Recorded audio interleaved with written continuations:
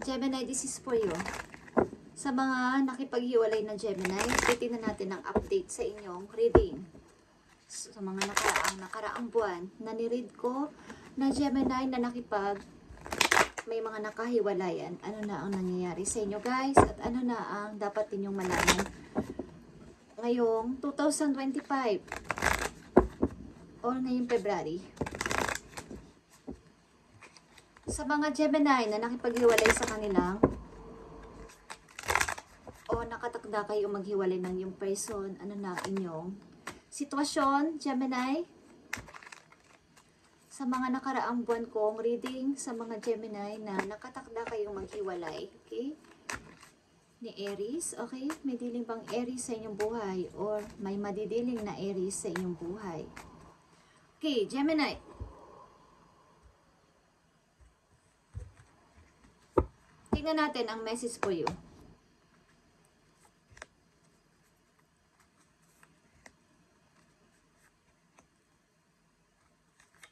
Bakit ba kayo nakatakdang maghiwalay ng person na to?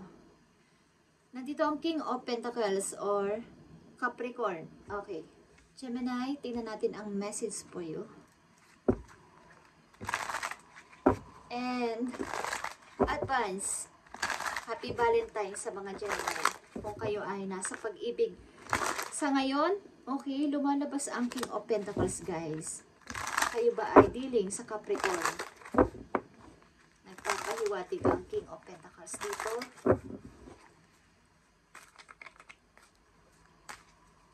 Ano na ang balita sa inyo, guys, sa mga Gemini? Nakita ko dun may nakatakdang maghiwalay na person o nakatakda kayo maghiwalay sa inyong person. Humiwalay.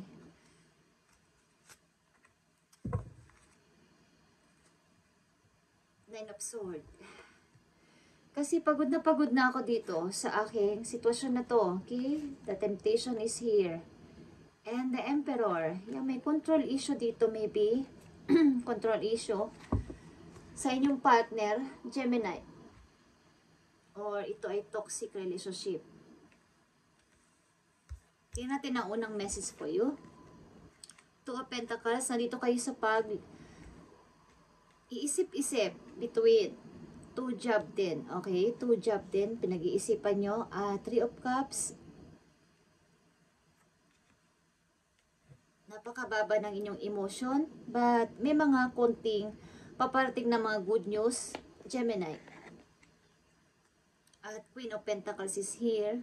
Meron ditong Queen, maaaring ikaw ito. Nagpapatuloy sa buhay, sa pagtatrabaho at pagbuo ng pangarap. Okay. Nagpalit ba kayo ng work, Gemini? Sapagkat umaayon ang parang may good news at magiging aangat kayo sa pera dito. At unti-unti nakikita nyo na fulfilled kayo dito, pati yung inyong nararamdaman. Parang may pinag-isipan kayo at tatanggapin na bagong work, bagong trabaho. Okay. Nandito ang Two of Swords. Pagkalito. Pagkalito dito sa inyong pinag-iisipan na to. At Three of Wands is here. 2, 3 again. Is may hinihintay kayo. Maaring may good news sa paparating sa hinihintay ninyo, guys. Gemini, Three of Swords is here. Bagamat kayo ay broke, nagpapatuloy kayo sa buhay as a single mom o single dad. Dito, nakikita ko. Bagamat kayo ay broke, dito is nagpapatuloy kayo sa pagtatrabaho at pagpalago sa inyong money. Andito ang Queen of Wands. Okay. As a mother or father, bilang mag-isa sa pamilya o tagataguyod ng inyong mga anak ay talagang kayo ay nagpapatuloy sa inyong pangarap. Nagpapaka-strong. Kumbaga, pagkainom nyo ng kape, pagkaiyak nyo ng saglit, is babangon at kailangan nyo na agad kumilos para dito. Kailangan kong kumilos agad para sa mga anak ko o sa akin. Gagawin, everyday routine. Kailangan ko itong ipagpatuloy. Okay, Gemini. May hinihintay ka at maaaring good news is paparating sa iyo, sa iyong hinihintay na to. Ito man ay trabaho. Trabaho man to. Galing sa malayong lugar.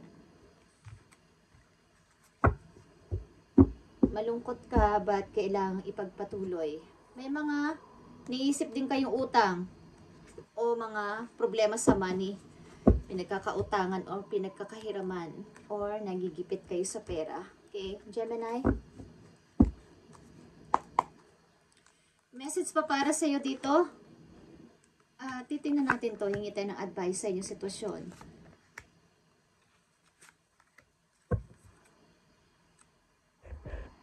Yeah. The Chariot is here and Knight of Pentacles. And the Six of Wands. Nagpapatuloy kayo sa inyong nasimulan na at maaaring kayo talaga ay napaka-independent person kahit na mag-isa sa buhay o mag-isa. Yung tinataguyod ng inyong mga anak is nagpapatuloy. Baga, still kicking. Pag may nagtanong, okay ka lang ba, Gemini? Buhay pa naman. Okay.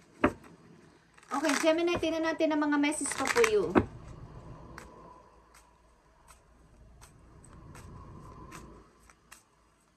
Yung mga good news sa papating sa inyo sa matagal nyo nang hinihintay, ito man ay opportunity. At nakikita ko ito ay opportunity. Pamimili sa dalawang work. Nag-a-apply ba kayo sa ibang work? Sa ibang company para mas mataas pa ang sahod? Okay, Gemini. Nandito ang King of Cups din. Okay. And Eight of Pentacles. May mga taong mai-involve sa inyo na may kinalaman ito sa pagpapalago ng inyong money. May offer ang isang person. Okay, tingnan natin. Andito ang Four of Swords. Tuloy-tuloy kayo sa paghihiling. As a Queen of Cups. Okay, nagme-meditate kayo at nagpipray na sana maghilom na ng tuluyan ng aking pusong nasugatan. Kaya nandito ang The Hierophant. Ginagawa nyo ang lahat para sa inyong mga anak, para sa ikakabuti nila, at nagpapayo din kayo sa ibang tao about sa family issue. Three of Pentacles, okay, nag-i-start kayo malamang sa ibang lugar at marami kayo nakilalang mga tao o mga bata sa inyong paligid at tinuturuan nyo ng magagandang halimbawa.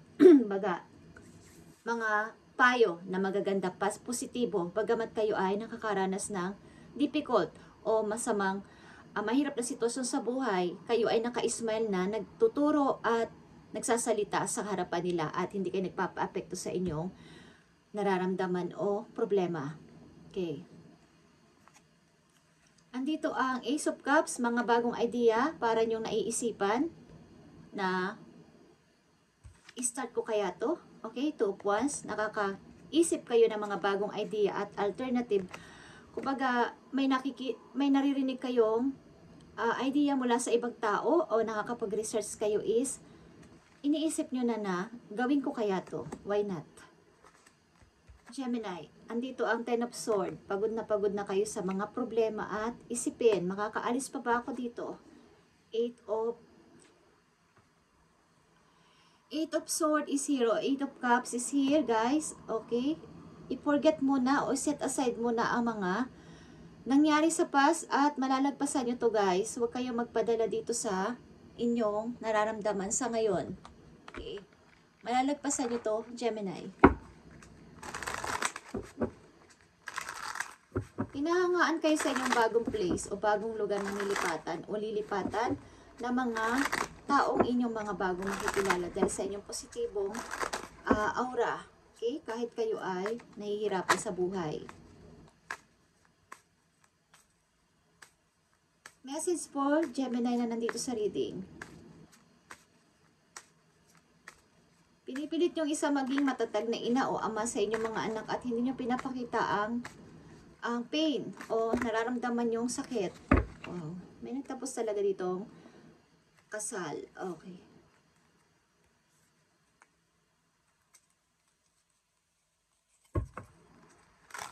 Magtanim ay hindi biro. Okay, Gemini, tingnan natin pa ang mga message po yun na dapat mong malaman.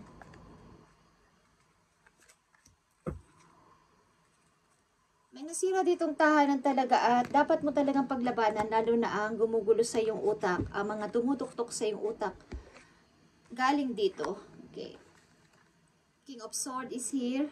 Meron ka ng dinesisyonan.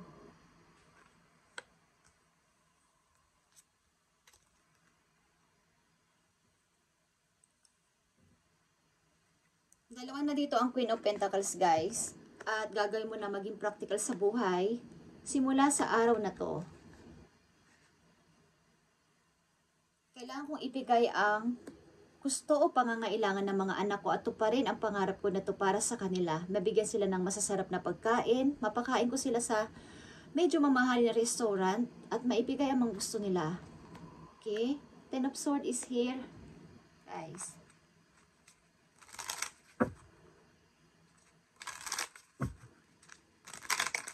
Nagda-down kayo pamisa-misa sapagkat ito yung mga isipin ay napakadami.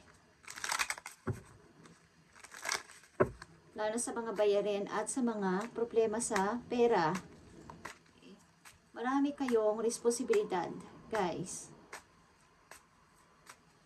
Pinipilit nyo mag-iisa ama o ina sa inyong mga anak. Tingnan natin. Gemini. Tingnan pa natin ito. Maaring mahilig din kayo mag-surprise sa inyong mga mahal sa buhay. Four of Wands is here. Five of Pentacles. Six of Wands. And Four of Cups. Okay. Ang pag-ibig na to, ang kasal na to ay inyo nang tinuldukan. Maaring yung pagkakulangan nyo sa money ay gusto nyong mapalago pa. Mapalago pa, maging 10 of Pentacles pa at maging Queen of Pentacles. Nandito ang Queen of Pentacles.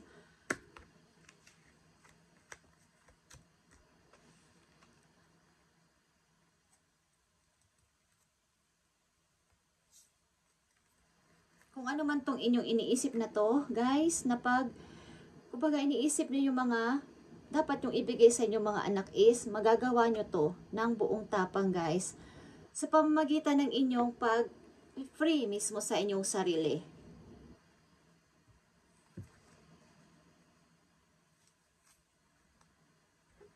Alisan nyo na ang tao na to na kumukontrol sa inyong buhay.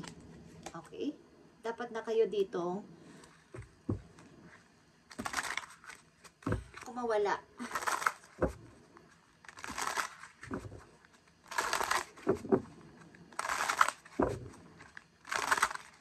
Maring hinihikayat kayo dito na lumipat ng bagong place hanggat maaari. Okay? Isang message dito na napakahalaga sa mga Gemini. Okay, guys, Ten of Swords is here. Pakawalan nyo na ang gumugulo at nakatali kayo sa isang hindi magandang relasyon. Tinuturo na ng inyong mga guides ang direksyon papunta sa bago ninyong pupuntahan o bago ninyong mga makikilalang tao. Okay, Eight of Wands is here. Ito ay direksyon patungo sa positive na pamumuhay. Gemini, kung hindi pa rin kayo nakakaalis dito sa sitwasyon na to ay nandito na ang sagot sa inyo, okay? Pilitin mo maging matatag dito at baka mag-down ka sa problema na to kung hindi ka aalis dito. Maaring may pagkamahigpit ang iyong kasama sa buhay, military style, at sa itong father figure na napakahigpit. Palagi siyang nasusunod sa loob ng pamamahay or vice versa. Okay? Tingnan natin, Gemini, ang iyo pang napakagandang message o paalala sa inyo. I need message for Gemini.